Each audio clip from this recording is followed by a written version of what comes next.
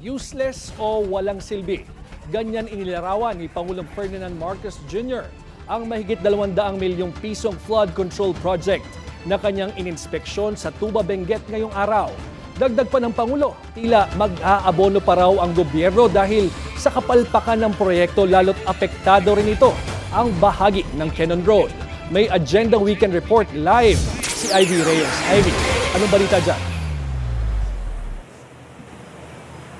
George, dismayado na naman ang Pangulo sa nasaksihan niyang flood control project dito sa Tuba Benguet dahil ang 264 million peso rock shed project dito nag-collapse ang ilalim at gilid bunsod ng sunod-sunod na bagyo at malakas na pag-ulan noong Hulyo. So very clear. Here we go again. Pang-ano na tayo, pang-lima na yata nating inspeksyon ito. O, tingnan mo na, pang-limang inspection mo na. Hanggang ngayon. Anak ka ng weteng, Hindi ko gets talaga eh. I mean, pang-lima mo na to, ngayon mo lang talaga nalaman itong mga bagay na ito. And it's always the same. Here's the problem here.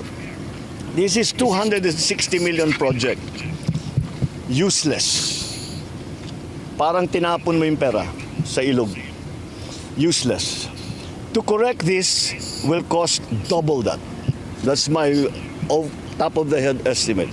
Gaya ng obserbasyon ni President Ferdinand R. Marcos Jr. sa Bulacan, parang wala raw ginawang trabaho sa rock shed na ito. Matatandaang ito yung proyektong matagal nang ipinapa-audit ni Baguio City Mayor Benjamin Magalong dahil bukod daw sa natural causes, baka dapat ding tingnan kung may construction flaws ba kaya pumapalya ang proyekto. Ayon sa Pangulo, nasa mahigit 35% ang nawawala sa mga negosyante sa Benguet kapag nagsasara ang Cannon Road. Kaya naninindigan itong economic sabotage ang anyay pangungurakot ng mga kontratista. So it is not only the damage, the physical damage that we can see, but it is also the damage to the economy. It is also the damage to the people's livelihood. Dagdag ng Pangulo, mukhang doble ang kailangang gastusin ng gobyerno para isaayos ang Cannon Road. Buwelta naman ng DPWH Cordillera, tila mali yata ang nakarating na impormasyon sa Pangulo. Itinuturo ng Presidente ang contractor. Ang LGU, nasa DPWH Cordillera naman ang sisi. At ang DPWH Cordillera, national budget daw ang salarin. Itong kinatatayuan ko kasi bukod sa hindi raw kasama sa 264 million peso rockshed project, taong 2000 pa nang huling naipagawa. In 2023, our office tried actually to request for augmentation fund to complete the 248 meters, but walang pundong dumating. So last year we proposed the completion of the remaining 97 meters, out of the 248 meters worth 240 million. Excuse me. And when the NEP came up, 100 million lang ang dumating. Samantala, nang matanong kung sino ang contractor ng rock shed, itinuro ng DPWH ang 3K Rock Engineering na nakapangalan kay Engineer Francis Cuyop na tumakbong congressman para sa Lone District ng Ifugao. Sa ngayon, hindi pa sumasagot si Cuyop sa ating mensahe.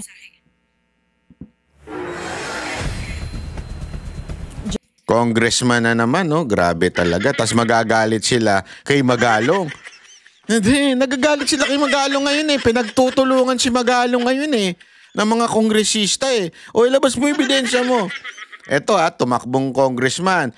Meron pa nga mamaya, ipapakita rin natin siguro yung isa pang kongresista na party list. Ang bihirang buhay oo. George, mabalik tayo sa Pangulo. Ipag-uutos niya raw na ibalik yung LGU acceptance o yung tinatawag na formal recognition mula sa mga local government dahil hindi gaya noon ay ang nagagawa lang ng gobyerno ay ang mag-inspection sa mga umano'y tapos ng proyekto ng mga contractor na ito. Kailangan daw na maibalik itong scheme na ito dahil para may approval o assurance on the side of the government bago maabsuelto ang mga contractors sa mga kinontrata nilang proyekto sa DPWH. At kanina, pag pagkatapos ng inspection ng Pangulo dito sa Camp 6, bumaba si Presidente sa Camp 3 para naman inspeksyonin itong rock netting project na nagkakahalaga ng 114 million peso dito pa rin sa Cannon Road. At ito ay natapos pa noong termino ni former President Rodrigo Duterte at ayon sa Pangulo, parehong palpak ang mga proyektong ito. George. Nako, But Ivy, hinala ko si Duterte na naman na may kasalanan dito. Ayan ang ididiin. Si Duterte na naman ang may kasalanan nito. Naku po, patay tayo dyan. Tuloy. may update ba mula sa Pangulo kung gusto niya magpalit ng liderato sa DPWH? George, ang huling update o pahayag ng palasyo tungkol dyan ay Secretary Manuel Manny Bono wants to enjoy the trust of the President. Pero ayon sa isang source ng BNC, umuugong pa rin ang pangalan ni na former Secretary Rogelio Singson at ngayon ay ni Baguio City Mayor Benjamin Magalong. Bagamat umatras si former Secretary Singson, mainit pa rin at umuugong pa rin ang pangalan nito. Sa ngayon, dadalawa pa lang ang pangalan na umuugong at umuuli sa DPWH. George. Ivy, kanina kasama nga ni Pangulong Bongbong Marcos itong si Mayor Magalong. May balita ba kung na-forward niya o naibigay na ba niya o napag-usapan nila yung sinasabing mga ebidensya na magtuturong may ugnayan yung mga kongresista at itong mga maanumalyang flood control projects? George, sa ngayon wala pa rin ipino-forward na pangalan si Baguio City Mayor Benji Magalong at wala rin siyang binigay na pahayag kanina sa ambush interview kasama ang media kung sino yung tatlong kongresista na tinutukoy niya na nandito daw sa Luzon. Alright, maraming salamat, Ivy Reyes. Ayan. Ito. Alam mo mga kababayan, gusto ko lang gusto ko lang kasing banggitin. Meron kasi tayong napag-alaman. Ito. Papakita ko sa inyo kung bakit talaga may malaki tayong problema pagdating po dito sa flood control project. Alam mo, ito kasing si Marcos, ang problema kasi sa kanya, ang dami niyang sinasabi na useless, ang dami niyang sinasabi angry, ang dami niyang sinasabi mahiya naman kayo. Bakit, alam mo yun, bakit hindi yung katabi mo ang iyong sabihan ng ganyan ng diretsyo? Bakit kapag naglumilingon siya kung kasi sino-sino dyan, kontraktor, kung sino man dyan, basically, pinsan mo may problema. Bakit to? Akin, hindi ko naman sinasabing corrupt si Romualdez, hindi ko sinasabi yan. Pero, the mere fact na siya ang speaker, siya ang kahit papaano namumuno pagdating po sa budget deliberation sa Kamara. Pagdating sa small committee, alam naman po natin na naandun din siya. Diba? Yan po ang balita natin naandyan po siya. So, ibig pong sabihin, may direkta siyang kinalaman sa anumang klaseng flood control project o anumang proyekto ng gobyerno. Huwag ka na magpalingon-lingon sa kaliwa, sa kanan, di ba? Sa taas, sa baba. Nasa tabi mo, nandyan. Nandyan sa tabi mo. Bibigyan ko na lang kayo ng halimbawa. Ito, may papakita po tayong ulat mula sa Breaking News Negros Oriental. From the official portal, yung sumbong sa Pangulo. Ayan, pag kinlik mo yan, lalabas yan, sumbong sa Pangulo, verify you are human. Hindi po ako human, animal po ako. Hindi, ayan. Ayan yung mga yung list ng flood control project. Okay? Diyan sa list ng flood control project na yan, na makikita niyo, dami niyan, di ba? Ito po, according sa Facebook na Break News Negros Oriental, isang news online na local diyan sa Negros Oriental. Ayan po, total of 112 flood control project were listed for Negros Oriental with an overall cost of 4.16 billion. Okay? Andyan po yan, per district. District 1, 991 million. Ayan District 2, 1 billion. District 3, 1.94. Ito po yung mga kontraktor. Na according, galing po ito sa opisyal na ng Pangulo. Ito ang top contractor. Ayan, nakasulat na dyan. Top contractor for district. Ayan, nandyan po lahat. So, napakalinaw po. At ang matindi ho dito, ito matindi dito. Alam nyo ho ba, doon sa distrito ni dating Congressman Tebes, napakalaki po ng kanyang flood control project. Alam nyo kung magkano? Umaabot ng 2 billion. Flood control pa lang po ito. Okay? At ito yung panahon na tinanggal na nilang congressman si Tebes. Nagigets ninyo? At sinong in charge ng distrito ni Tebes? Walang iba kung hindi si Romualdez. So 2 billion. Sabi nga, alam nyo, napag-alaman ko sa aking research, yung budget ng pangkalahatan, pangkalahatan na po ito, ng distrito ni Tebes noon, 2 billion. Ito, yung 2 billion na sinasabi na flood control project ng distrito ni Tebes ay 2 billion na. Yung panahon ni Tebes, lahat na ho yun. Lahat na ng mga proyekto doon. Karsada, eskwelahan, lahat na po ng mga proyekto.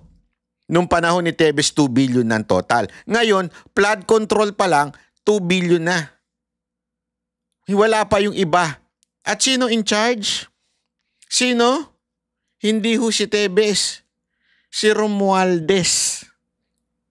Siya na po ang in charge dyan. Siya po ang ang parang pumalit. Alam mo, napaisip tuloy ako talaga ng matindi. Diba, hindi lang naman po nag-iisa si Tebes na parang naalis sa posisyon tapos ang naging in charge ay si Romualdez. May iba pa, alam ko . Correct me if I'm wrong, pero alam ko meron pa. So in charge doon si Speaker. Ang tanong, magkano kaya ang proyekto doon? 'Di ba? Magkano kaya ang proyekto doon ng flood control? Again, we are not saying that Romualdez binulsa yung 2 billion. Di natin sinasabi yan, Wala ko sinasabing gayaan. Okay? Pero malinaw na mismong si Pangulong Marcos nagsasabi na may problema sa mga flood control project. Kaya nga nagkalulubugan ng buong Pilipinas . Umambun lang, lumulubog na Pilipinas. May problema. Kaya nga sinasabi ko, Mr. Marcos, wag ka na magpalingon-lingon kaliwa o kanan. Taas o baba. Ang akin, bakit di mo tingnan yung katabi mo? Yung kamag-anak mo? At sino tong kamag-anak mo? Siya ang pinuno ng kamara. Ito pa nga lang sample sa Negros pa lang . Di umano ay 2 billion na ang flood control project. Mga 1.9 to be exact. 1.9 ang flood control project pa lang po yan. Hindi pa ho yan yung mismong pondo ng buong distrito na tinanggal si Tebes. Kaya hindi kaya yun ang isa sa mga dahilan? Kasi tandaan ninyo napatunayan natin dito sa ating channel na kaya tinanggal si Tebes, inagaw lang pala yung mga negosyo niya. Alam naman natin, napakaraming mga gambling doon na legal gambling Ito yung nasa PAGCOR. Tapos ngayon, pagmamay-ari na ng kalaban niya. Tapos eto na naman. Yung distrito niya, yung budget ng kanyang distrito, allegedly 1.9 billion flood control project pa lang. Aba kung totoo yan, sana'y sagutin ni Speaker Romualdez yan. Kasi siya ang in charge ngayon dyan. Di ba? I mean, again wala po tayo sinasabing corrupt si Speaker. Pero, ang tanong, totoo ba na may 1.9 billion na flood control project diyan sa Negros, sa distrito kung saan si Tebes ay tinanggal ninyo at ikaw ang parang naging in charge ngayon? Totoo ba yan, Speaker Romualdez? Di ba? Kaya nga sana, yan yung mga kausapin ni Marcos kung talagang seryoso si Marcos. Yun lang naman po yun eh. Kung seryoso ka, Marcos, kausapin mo, pinsan mo. Diba? Wag na kayo magpaligoy-ligoy pa.